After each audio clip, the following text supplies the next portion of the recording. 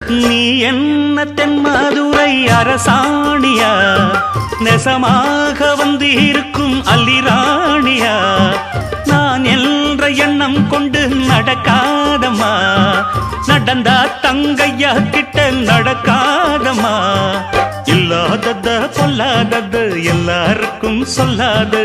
எம்மா எம்மா சும்மா சும்மா அங்கே இங்கே துள்ளாது,